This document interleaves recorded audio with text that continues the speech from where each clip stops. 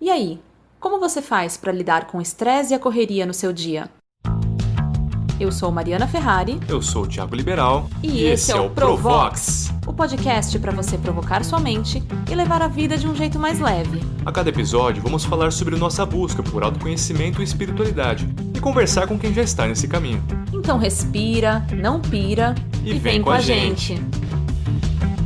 Atenção, esse podcast não tem contraindicação. Existe uma cabana interna dentro de nós e que quando a gente está precisando de respostas, a gente pode entrar nessa cabana. O problema é que a gente às vezes para e a gente fala, não vou fazer nada porque eu não estou preparada, porque eu não me autoconheço, porque eu não me amo. O amor próprio, ele não vem de você se sentir bonita só, sabe? É de você estar fazendo aquilo que você quer fazer na vida. Olá, estamos começando agora mais um episódio do Provox. Hoje a gente vai falar de um tema muito importante, que é amor próprio. Aqui na nossa conversa hoje a gente vai tentar entender por que é tão difícil a gente se amar. Por que muitas vezes a gente acaba amando mais o próximo, o outro, e não olhando para dentro, né? Olhando muito mais para fora do que para dentro. E aqui também a gente vai conversar sobre como a gente pode aprender a se amar mais, a se cuidar, a se respeitar, né? Que é um processo muito importante para a gente viver melhor, né? Viver mais leve. Inclusive esse tema de amor próprio foi um tema sugerido por uma das nossas ouvintes, a Brenda Xavier. Obrigada, Brenda. Inclusive aproveitando que fica o convite para quem tiver sugestões, ideias de temas, mandar pra gente no Instagram, provox.podcast. Manda lá pra gente que a gente adora receber sugestões, né, Ti? É isso aí. E para falar sobre amor próprio, nós estamos aqui com a Camila Frago, que tem um trabalho voltado para desenvolvimento pessoal e espiritual, né, com terapias, vivências coletivas, workshops. E de quebra também ela escreve textos lindos no Instagram que tocam o coração de quem lê. Camila, gratidão por nos receber aqui no Estúdio Maeve. E para começar, gostaria, claro, primeiro que você se apresentasse, né, para quem está ouvindo a gente, falasse um pouco mais sobre o seu trabalho também, por favor. Tá, primeiro obrigada pelo convite, fico muito honrada. Eu já estou trabalhando com a espiritualidade, né, digamos, há alguns anos.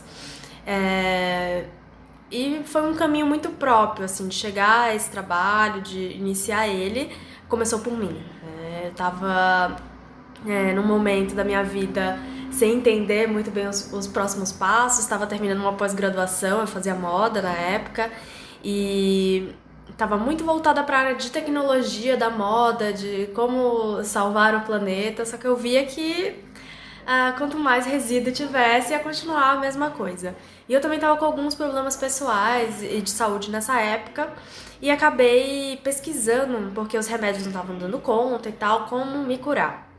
E foi nessa época que eu encontrei sobre a meditação, porque eu era muito ansiosa, encontrei a ginecologia autônoma, a ginecologia natural, e fui indo por esse caminho. Na época eu tinha uma produtora, né, que era de vídeos e de fotos pra moda, e acabei caindo de paraquedas pra fotografar e filmar retiros espirituais. E eu nunca tinha tido contato com isso, na verdade eu era meio até cética. Só que esses retiros, metade eu fazia, o retiro participava, metade eu fotografava. Enquanto eu tava fazendo, umas coisas muito doidas começaram a acontecer, assim, comigo. Nas meditações também, ficava cada vez mais forte, eu não fazia ideia do que estava acontecendo. E aí eu lembro que estava num retiro da Mulher Selvagem e eu tava chorando muito porque eu tinha acabado de pedir demissão da produtora que eu tinha ajudado a criar, né, que eu era uma das sócias. E aí nesse retiro foi a primeira vez que eu fiz a leitura de alma em alguém, né, que é uma terapia que eu ofereço. E ali as coisas...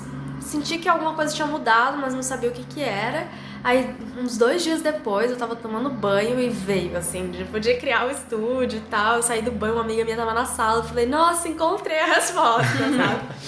E aí resolvi criar, né? Em menos de uma semana já tinha todo o projeto pronto. Nossa, super rápido. Foi muito rápido, assim. E aí esperei só ter uma eclipse pra poder divulgar no Instagram e pra poder criar o Instagram. E criei, divulguei e tal. Né? E aí nos últimos anos, assim, a coisa foi fluindo. Então, mais ou menos essa é a minha história, assim. Caramba, meu, foi uma iluminação que veio, então, assim, no banho. Foi no banho, assim, só veio, tipo, veio tudo. Aí só ficou faltando um nome. Eu sabia que tinha que ser estúdio, mas não sabia como. E é legal essa importância também da gente ouvir, se ouvir, né? Você tava no banho, veio e você reparou naquilo, né? Meio que você seguir sua intuição mesmo, porque a gente, numa dessas, às vezes, tá tomando banho, vem e fala, deixa quieto, não vou mais pensar nisso, não anota as coisas. Quantas ideias que a gente deixa de acreditar nelas porque a gente não anotou, porque a gente esqueceu, e depois fala, putz, eu sei que eu tenho boas ideias, mas por que eu não dou, né, atenção pra elas? E acaba sendo um ato de amor próprio também, né? Você entender que você é criativo e que essa criatividade faz sentido pro seu desenvolvimento. Exato. A minha linha de trabalho é muito essa, assim, né? O amor próprio, ele não vem de você se sentir bonita só, sabe? É de você tá fazendo aquilo que você quer fazer na vida. Mesmo que pareça muito errado esse caminho pra algumas pessoas, tipo... sei lá, quando eu falei que eu ia viajar durante um tempo, todo mundo, você é louca, por que você tá fazendo isso? E eu ouvi isso muito tempo no meu caminhar, você é louca, tipo, isso não vai dar certo. E toda vez que eu vi isso, serviu de combustível pra eu falar, não, é isso que eu vou fazer, porque eu não quero viver nessa base de sistema que a gente conhece. Eu nunca quis isso, a minha ideia sempre foi, tipo, quebrar um pouco esse sistema pra minha vida. Então, toda vez que alguém fala que eu tô louca, que não, isso é muito pra frente do tempo, é exatamente isso que eu vou fazer, porque eu tô honrando quem eu sou, né, a aquariana que eu sou.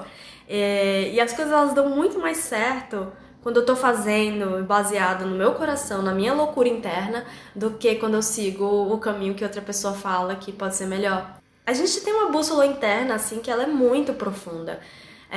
Tanto homens quanto mulheres são muito intuitivos, né? E eu gosto muito de falar que existe uma cabana interna dentro de nós e que quando a gente tá precisando de respostas, a gente pode entrar nessa cabana e ali ficar em silêncio. Tipo, pra mim, o que é a cabana interna? Ficar sozinha durante uns dias, sem me comunicar muito com as pessoas, sem fazer muita coisa, além de ficar comigo.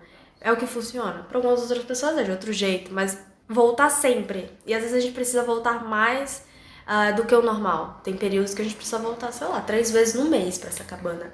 Às vezes, um ano. Mas toda vez que eu deixei mais de meses sem voltar, foi mais difícil de achar esse caminho de volta, né? Que é o caminho de volta pro nosso coração, pra nossa intuição.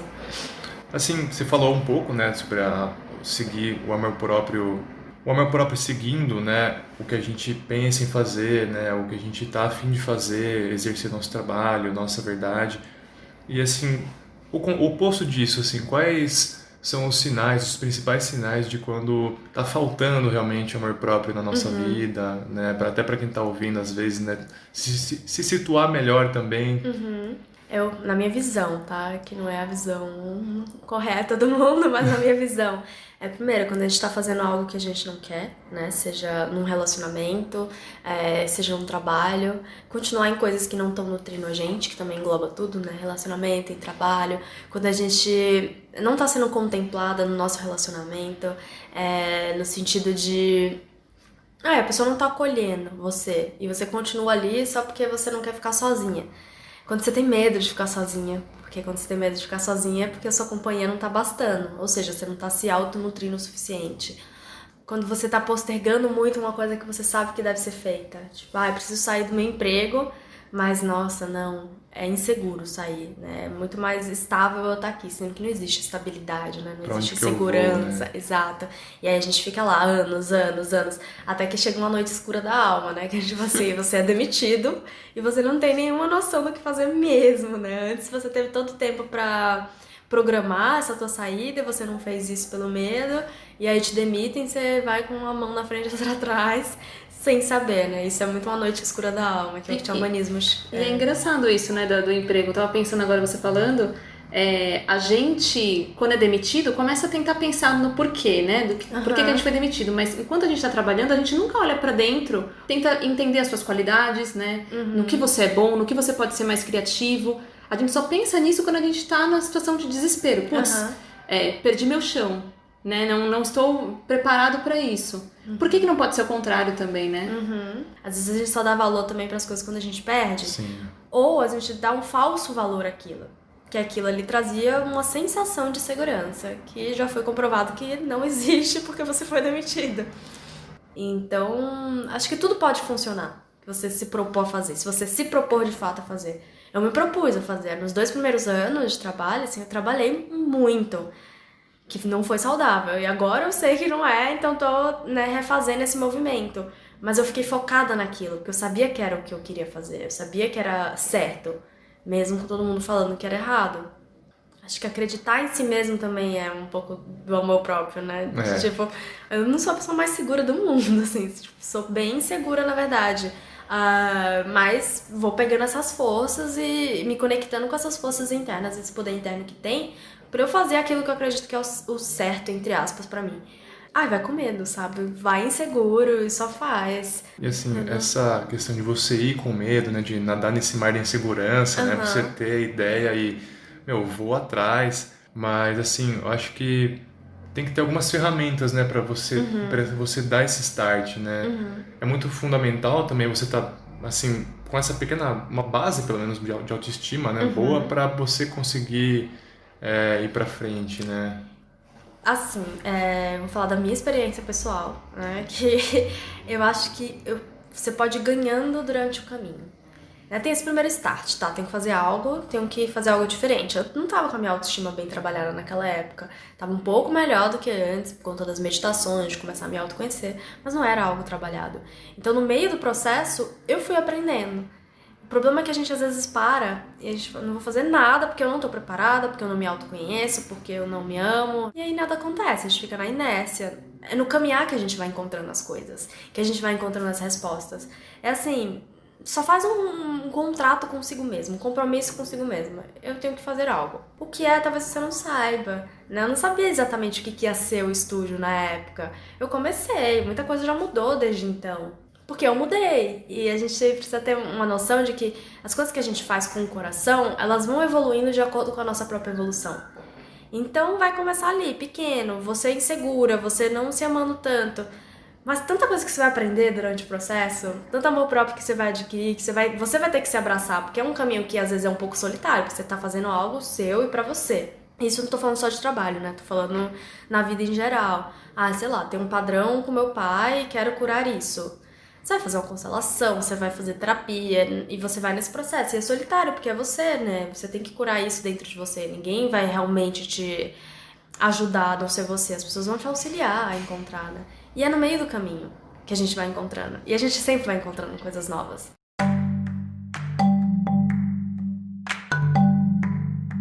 Por que é tão difícil a gente se colocar em prioridade, né? Por que a gente ama, às vezes, mais o próximo do que a gente? Né? Por que a gente, às vezes, acha que as pessoas estão julgando a gente o tempo todo, estão olhando pra gente... Às vezes a gente cria esse próprio julgamento, né? Essa fantasia de que eu tô sendo observado o tempo todo. Eu acho que é algo muito cultural e histórico, assim. E a sensação que eu tenho é que a gente quer tanto ser amado e a gente quer tanto estar incluído, né, em um grupo, em uma coisa, que a gente perde o foco. Vou usar uma metáfora. A gente tinha uma joia preciosa com a gente assim que a gente nasceu. E aí, a nossa joia era, sei lá, ser uma artista. Então a gente gostava de pintar e a gente pintava sem medo. A gente só pintava. E aí alguém falou, nossa, que feio esse quadro, que feio esse desenho.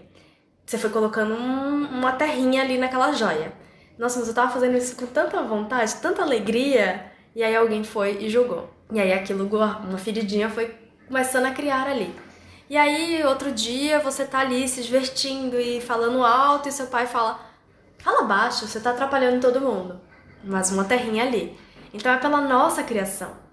A gente foi criado para se silenciar. A gente foi criado pra gente não ser. Entrar ali num modelo militar, praticamente, de educação, e que nossos pais, eles só estavam reproduzindo, né? Nossos pais, eles não estavam querendo fazer mal pra gente, mas foi o que eles aprenderam.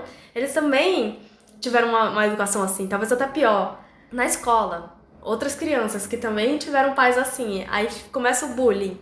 Os professores que também não sabem lidar. Então a gente vai se desconectando dessa joia. E aí, como a gente já começa a se odiar muito cedo. Porque tudo que a gente faz é odiável na vista dos outros, é odiável na vista dos nossos pais. E a gente não tem um emocional estruturado porque a gente é uma criança. Então a gente tá ouvindo o tempo inteiro que a gente não é bom, que a gente tá fazendo tudo errado. Como que a gente vai crescer, tipo, ai, nossa, eu sou o máximo? Então a gente cresce já... Então assim, a gente tem tanto amor, a gente tem tanta coisa dentro de nós, que a gente precisa direcionar essa energia pra alguma coisa. E aí a gente tem tanta energia, não, vamos direcionar pro outro, desesperadamente, pra eu ser amado, pra eu ser aceito, como eu não fui ali na infância. Então é a criança, está... Todo mundo parece estar agindo como uma criança ferida o tempo inteiro, né? E aí algumas pessoas desenvolvem um auto-ódio tremendo, porque ela só quer ser amada, ela não sabe como, então ela tá uma criança desesperada. Ou a gente começa a maltratar os outros, que a grande maioria é isso, né? A gente tá num mundo que a gente tá julgando, porque a gente tá se julgando. Só que algumas pessoas não têm essa consciência de que elas estão julgando porque elas estão se auto-julgando. O que funciona pra você, né? Pra mim funciona, sei lá, beber água de coco no fim da tarde, ir pra o jardim, sabe? Ir pra floresta. Funciona várias coisas, só que a gente esquece às vezes. Sei lá, tá desesperada? O que funciona pra mim quando eu tô desesperada? Meditar. E aí, às vezes, eu esqueço de algo que é muito simples, que é parar e fechar o olho. E às vezes não vai ser a meditação mais profunda do mundo, vai ser de 2 minutos, mas assim, é o que eu preciso ali pra parar. Atos de auto-amor começam, às vezes, por coisas bem simples, né?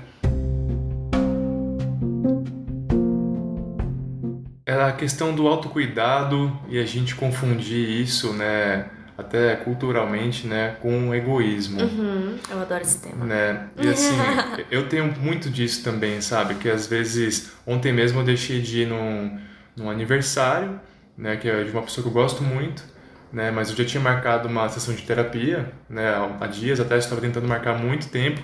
Eu falei, eu não vou conseguir chegar no aniversário depois dessa sessão de terapia, não vou me sentir bem. Realmente, eu saí da sessão, eu falei, eu quero ficar comigo, né, tranquilo.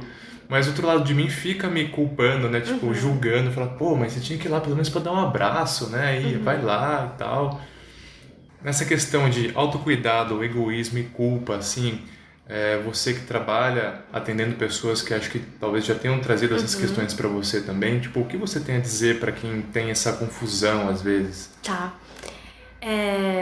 Eu gosto sempre de lembrar que tudo é tipo uma experiência pessoal minha, que não vai se aplicar a todo mundo. Mas eu tinha muito essa questão do egoísmo. Até por, né, já ter tido um relacionamento que não foi muito bom um tempo atrás, e ele às vezes falava que eu era egoísta. E eu fui parar pra pensar nesse egoísmo, né? Eu preciso ficar nessa cabana interna alguns dias. Eu preciso ficar sem falar com muita gente. Preciso não ser tocada nesse momento, assim. Então, se eu tiver com alguém, não vou querer contato físico. Eu preciso voltar. Eu só consigo viver a minha vida de forma plena, de forma equilibrada, se eu tiver esses momentos. Senão, eu caio num lapso, assim, não caio num buraco mesmo, que eu não consigo, vou demorar muito mais tempo pra voltar. Se eu cair nesse buraco, eu não consigo trabalhar, eu não consigo conviver direito com as pessoas da minha volta, eu vou estar muito mais reativa, vou estar mal-humorada. Então, é realmente egoísmo ou eu preciso daquilo? Se eu não tiver aquilo, eu não vou viver direito. Então, não é egoísmo. A gente tem uma noção de egoísmo muito errada, assim, porque tudo que a gente vai fazer pra gente, que a gente precisa, que vai fazer bem pra gente, a gente já se coloca como egoísmo. E eu acho que isso é uma técnica meio de controle mesmo, social, né? Porque socialmente a gente sabe que se a gente tivesse momentos egoístas, entre aspas, pra gente, a gente vai ter uma vida melhor, a gente vai conseguir fazer mais coisas que a gente quer, né? No sentido de criar mais, a gente não vai mais ficar tão dentro do sistema, porque a gente vai conseguir ver as coisas melhor. Mas é muito melhor ter uma sociedade dopada, entre aspas, mal, estressada, do que uma sociedade livre, né? O livre não tem como ser controlado. Então, eu acho que a primeira coisa é olhar pra isso. Isso vai te fazer bem, né? Se você fosse pro aniversário, você não ia ficar com a energia drenada, você não ia nem estar lá, você não ia estar presente, porque você estava no momento teu. Então não é egoísmo. Se a pessoa te ama, ela vai entender, né? Que você continua amando ela, só porque você não foi pro aniversário. Ale, eu te amo, Ale. Às vezes é necessário voltar e ficar. E a culpa, eu sinto que a gente pega umas culpas pra gente que não tem nenhum sentido. As merdas que a gente faz, a gente não se culpa. Mas aí quando a gente tá fazendo algo pra gente, nossa, eu sou a pior pessoa do mundo. Não é. foi construindo, que é muito bom imbuir uma culpa na sociedade, porque você controla a sociedade dessa forma, né? É muito mais fácil de andar em rebanho quando a gente tá se sentindo culpado por tudo. Então, ontem eu recebi uma pergunta, ela falava assim, como que você equilibra o sagrado e o profano sendo espiritual? Eu falei, gente, mas o que é profano? Aí, assim... Porque, sei lá, se você não estiver fumando crack, né? Tipo, você tá de boa, você tá querendo transar, ótimo, né? Transando com respeito, sendo consensual. Por que isso é profano? Quem que falou isso pra você? Então, né, olhar pra essa culpa, assim, nesse viés, eu acho interessante. Tipo, tem funcionado pra mim. E você deu no podcast que você gravou, né, com o Fabrício Brenner, seu brother, né? Meu brother, meu irmãozinho. Sobre amor próprio mesmo, eu achei que você deu uma dica super legal lá, que é você visualizar você nesse evento, sei lá, seja um cinema, seja ir tomar uma com os amigos, se você tá se sentindo pesado ou leve, né? Isso é muito das barras de Access, né? Eles falam muito de tipo assim, fecha os olhos e sente no teu corpo, é pesado ou é leve? Se for pesado, tipo assim, não. E eu faço muito isso. E às vezes eu esqueço. Aí eu tava em Brasília agora e tem uma terapeuta de Amani lá, que é minha amiga, a Marcela. E aí eu tava com umas dúvidas e ela falou, fecha os olhos. Se você estiver fazendo essa coisa, como que tá o teu coração? Ele tá pesado? Tá leve? Falando, nossa, tá pesado. Eu falo, então não faz, né? Você esquece de perguntar pro corpo. E isso é em tudo, até tipo, as barras de Access falam muito assim, até quando você estiver comendo. Quer dizer, quando você for comer. Você tá na dúvida do que comer. Fecha os olhos, tipo, como você se sente? Leve ou pesado quando você vai comer isso? E aí eu comecei a usar muito o corpo pra me dar respostas. O corpo, ele sabe muita coisa, né? Ele é super sábio. Quem não é muito sábio é a nossa mente, assim, que é a criança ferida. A mente é a criança, o corpo é ancião. Então a gente vai saber o que a gente quer fazer. Isso que você falou do corpo me lembra muito o meu processo também de um dos meus caminhos, que eu falo que eu tenho vários caminhos pra chegar no amor próprio, né? Um deles foi a minha relação com a minha menstruação, por exemplo, né? E com o meu ciclo menstrual, na verdade, um pouco mais amplo, porque eu cresci achando que menstruar era ruim. Então, pra mim o conceito de TPM já é um conceito muito criado para as mulheres acharem realmente que o ciclo menstrual é um ciclo ruim, porque é uma tensão pré-menstrual, mas TPM, ela tá louca, tá chata, tá irritante. Porém, eu já tenho uma outra visão da TPM, que eu vou atrapalhar assim, mas... Imagina. A TPM, ela de fato existe, não tem como a gente fugir disso, mas eu vejo muito mais como um momento que vem tudo à tona. Então tudo que você tá de saco cheio na sua vida e que você não tem coragem de mudar, vem na TPM. Tipo, a minha TPM de janeiro foi ridícula de ruim, assim, horrorosa. Mas aí eu anotei, tipo, tudo que tava me incomodando. Era tudo que eu precisava finalizar de ciclo ali, que eu não tava com coragem de fazer.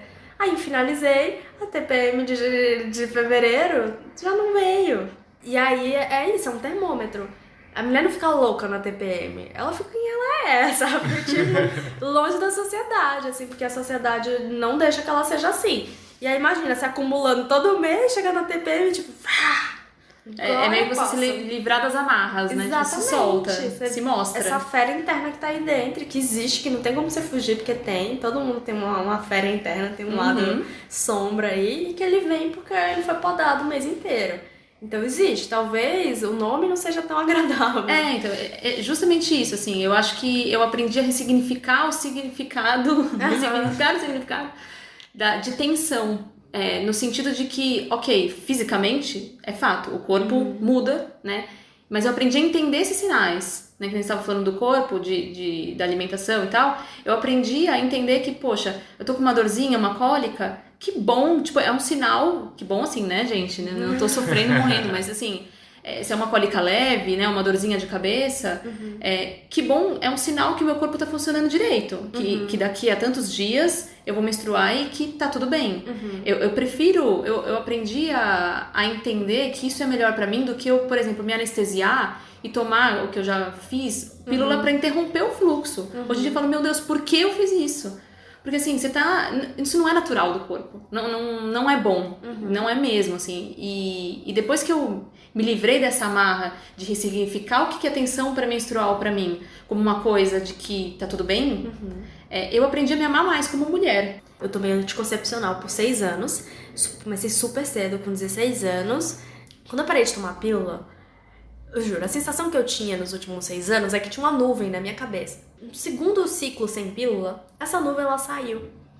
E era quase como se eu tivesse um sentimento quase depressivo dentro de mim. E que eu não lembrava de ter ele antes, mas parecia que ele já estava comigo há muito tempo. E aí, esse sentimento dessa depressão, que nunca se consagrava como depressão, mas um sentimento meio de melancolia e tal, sumiu quando eu parei de tomar pílula. Isso foi muito rápido. Em 2 meses, a nuvem saiu e tal, e eu falei, cara, tem alguma coisa muito doida aqui. Mas ok, 1 ano depois, encontrei esse livro, Lua Vermelha, da Miranda Gray. Sim. Né, que era sobre os ciclos. Eu lembro, assim, a sensação de eu ler esse livro, eu tava até em Salvador, fui passar as férias lá com minha família, e eu lendo e eu falava, como que ninguém nunca ensinou isso na gente na escola? Ensina, tipo, log, ensina essas merdas tudo, e nunca ninguém falou sobre ciclo feminino dessa forma. E aí eu comecei a observar. E aí comecei a ir em roda de sagrado feminino, dança circular feminina e tal. Um mundo novo se abriu, assim. Foi muito doido, assim. Foi o início. E aí minha monografia da pós acabou sendo sobre o sagrado feminino. Sobre a mulher selvagem na moda e como que a moda castrou mulheres por muitos anos, né?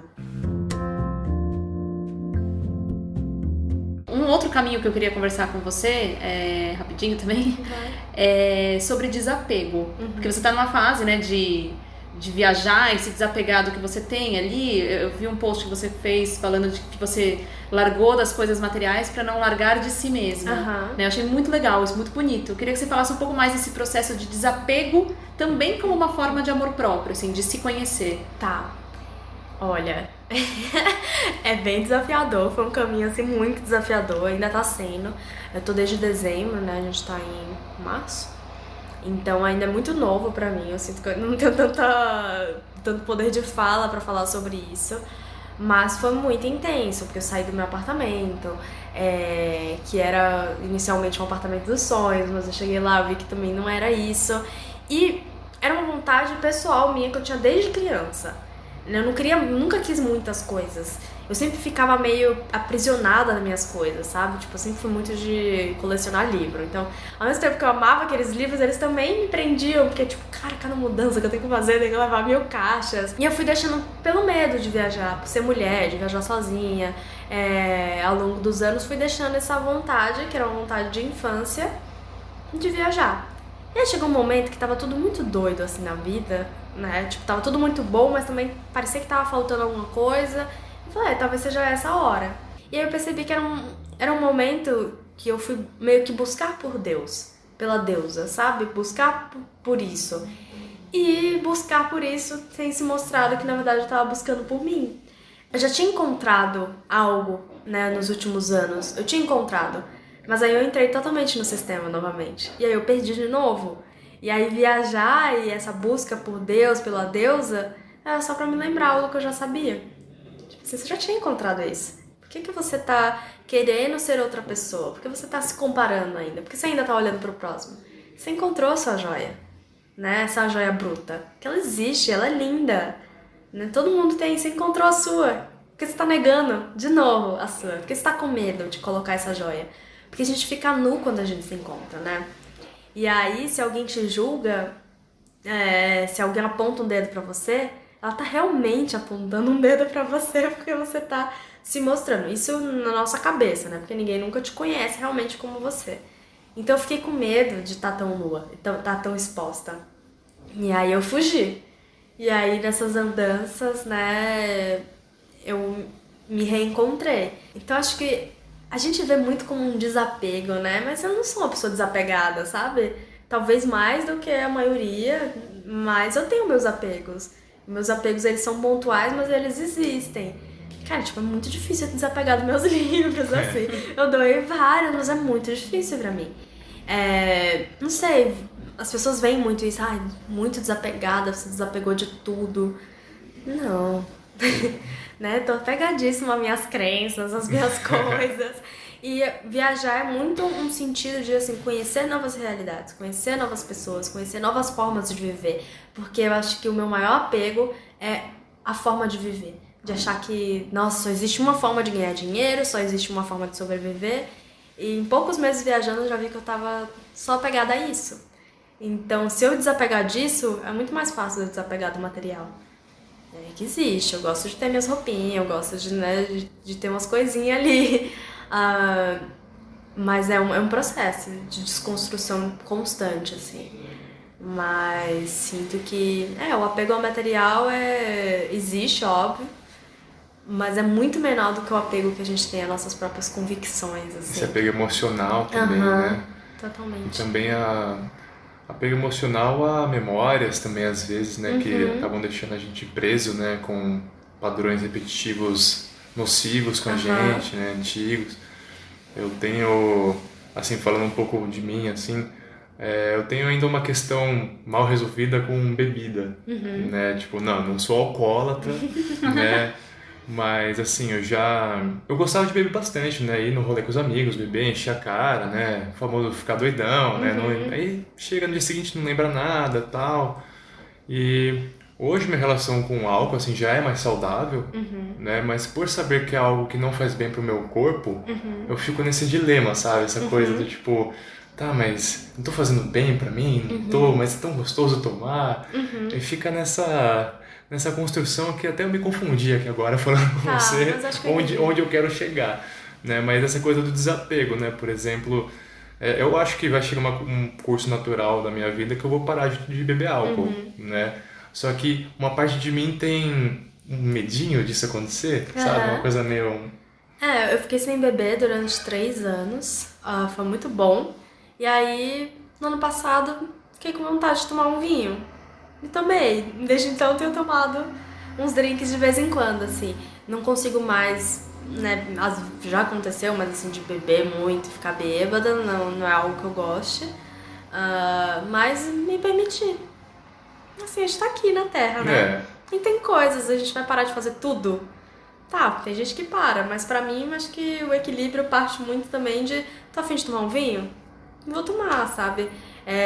Senti muita necessidade de voltar a comer carne no final do ano passado, depois de também anos vegana. Comi, agora eu já tô sentindo a necessidade de voltar totalmente ao veganismo, ou pelo menos ao vegetarianismo, assim, porque já não fazia mais sentido. Naquele momento eu precisei daquilo. Eu tinha 2 opções, ou me culpar por eu estar comendo animais, que provavelmente ia ser o meu caminho antigamente, ou respirar e relaxar e falar, uma escolha. É uma escolha. Sobre hábitos autodestrutivos. Alguém que realmente está, de repente, num processo de fuga, assim, e tá, sei lá, usando muita droga, né? Tipo, sei lá, fumando muita maconha, ou bebendo muito. Como trabalhar, assim, para a prática de hábitos mais saudáveis? Ou isso você acha que é uma coisa que não tem como dar uma dica, vamos colocar assim, é uma coisa que vai acontecendo? Eu acho que a gente primeiro que precisa querer, né, mudar. Eu, no início desse processo, assim, eu bebia bem mais do que deveria, assim, também não era alcoólatra, mas eu bebia de forma que era pra amenizar os problemas. E aí eu comecei a meditar, eu falei assim, não, eu quero mudar, porque isso tá mexendo com o meu emocional e tal, vou parar de beber, né, tanto, e aí fui diminuindo a bebida. Até que chegou um momento que eu falei, olha, eu quero parar de beber, não sei por quanto tempo, mas vou parar. E aí fiquei 3 anos sem bebida, porque era um momento que eu precisava me autoconhecer e eu sentia que a bebida ali naquele momento estava atrapalhando, porque eu ainda não sabia dosar. Então eu acabava, do nada tava bêbada, sabe? Não tava legal, sabe? Nada tava dando certo, eu tava me sentindo péssima, achando 1000 escapes, em relacionamentos, na bebida, droga até que eu nunca fui muito de drogas, não, mas assim, na bebida sim, e em relacionamentos, essas eram minhas drogas. Se eu continuar nisso, minha vida vai ser pra sempre isso que eu não tô gostando. Eu tava muito insatisfeita. Então, ok, vamos mudar isso aqui. Então, criei um compromisso comigo de mudar. Parar de beber na época foi um dos caminhos, que poderia ser só diminuir, talvez. Então, acho que o primeiro passo é fazer o compromisso. Você quer realmente mudar? Porque se você não quiser, não vai adiantar nada. Você não vai conseguir. Não vai ter psicóloga que te faça melhorar, terapia que te faça se você não quer. Porque eu vejo muito esse movimento. Às vezes a pessoa acha que ela vai pra uma terapia, seja espiritual ou de psicologia convencional, que aquela pessoa vai dar a resposta que ela precisa, que aquela pessoa vai melhorar ela. Eu fico puta da vida quando eu vejo, tipo, terapeutas e tal, vem, deixa eu te ajudar, não, deixa eu mudar a sua vida. Que terapeuta que vai mudar a vida de alguém se a pessoa não quer? Não adianta a gente vender isso, é só a gente estar comercializando uma mentira e por isso que fica todo mundo com raiva, às vezes, da espiritualidade, das terapias, porque compra isso de que a pessoa vai mudar a sua vida continua uma bosta, você não sabe por quê. Amiga, é porque você não tá fazendo nada. Então, esse acho que é o primeiro passo, você querer mudar. É que você pode vir fazer uma terapia, sair mais leve, né? Você fica aquela semana mais leve, de repente você já tá pesado de novo, nem entende por quê, né? Porque você não tá se olhando, né? Mas você não tá fazendo o que deveria fazer, né?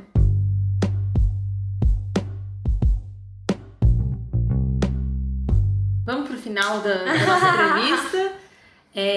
Senão a Camila falou que vai começar a cobrar a hora do estúdio aqui pra gente. Aluguel, a diária. Já tá entrando aqui na conta.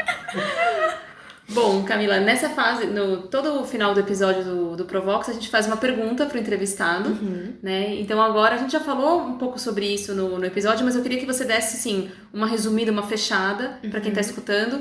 Pra você, Camila, o que é espiritualidade? Você tem uma hora. Não, é simples, é ser você. Não tem muito mais que isso. Acredito falar de um segundo, então aí é sensacional. Sensacional. Sério, a resposta mais incrível que eu já ouvi. Obrigada.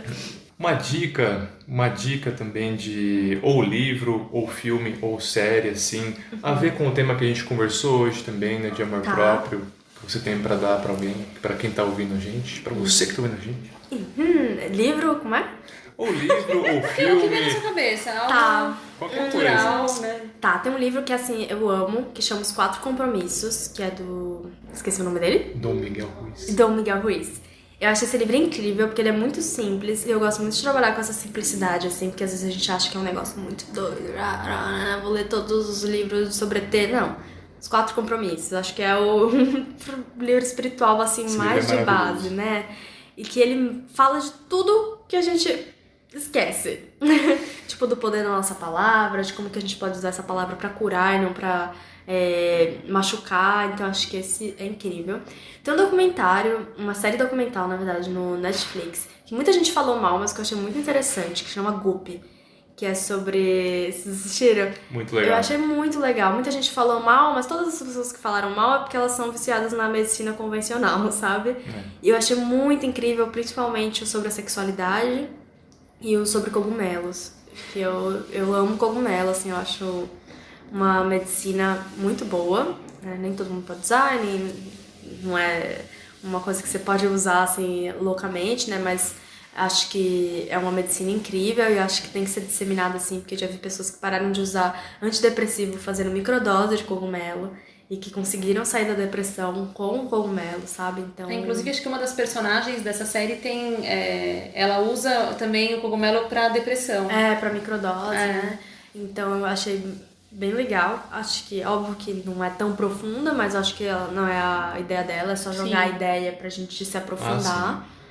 E filme eu não sei. Já, 2 boas dicas. Até porque essa série você vai ficar um tempo ainda assistindo ali, então... São várias, acho que são 6 episódios, algo assim. É bem legal.